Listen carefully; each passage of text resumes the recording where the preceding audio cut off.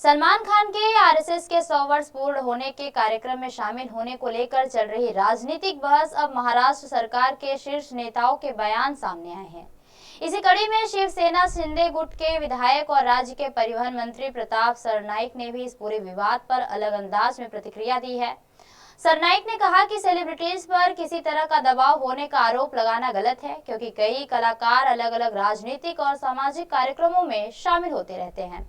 उन्होंने उदाहरण देते हुए कहा कि सलमान खान के पिता सलीम खान कई बार राज ठाकरे के घर जा चुके हैं। ऐसे में ऐसे आरोप बेबुनियाद हैं।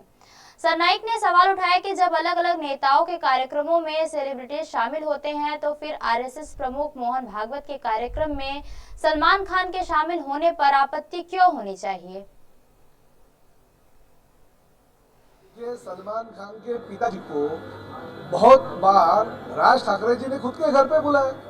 वो सलमान खान के पिताजी क्या राज ठाकरे को डर के उनके घर पे गए क्या? ऐसे बिल्कुल नहीं है। देखिए, कार्यक्रम हम अगर करते हैं लोक प्रतिनिधि के तौर पे, अलग अलग पार्टी के लोग, भारतीय जनता पार्टी हो, शिवसेना हो या अलग अलग कांग्रेस हो या राष्ट्रवादी हो, अगर कार्यक्रम करते हैं तो उस कार्यक्रम को हम आमंत्रित करते हैं और आमंत्रित करने के बाद वो अगर आते हैं तो उसे हिंदू मुस्लिम ये रंग नहीं देना चाहिए, ऐसा मुझे लगता है। क्योंकि देखिए, संजय राउत जी के घर पे शादी हो गई, प्रोग्राम हो गए, बहुत सारे टीवी सेलिब्रिटी, फिल्मों के सेलिब्रिटी, अलग अलग इंडस्ट्री के इंडस्ट्रियलिस्ट उनके कार्यक्रम में आए।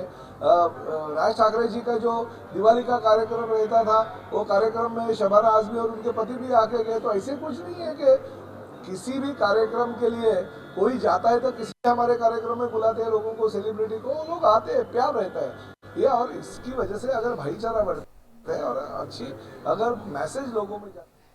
दिल्ली में आयोजित 13वीं ब्रिक्स शेरपा मीटिंग 2026 में विदेश मंत्री एस जयशंकर ने भाग लिया, जहां सदस्य देशों के बीच सहयोग, बहुपक्षीय साझेदारी और वैश्विक चुनौतियों से निपटने की रणनीतियों पर विस्तार से चर्चा हुई। बैठक में आर्थिक सहयोग, भू राजनीतिक हालात और विकासशील देशों की भूमिका और वैश्विक दक्षिण के मुद्दों को प्रमुखता से उठाया गया।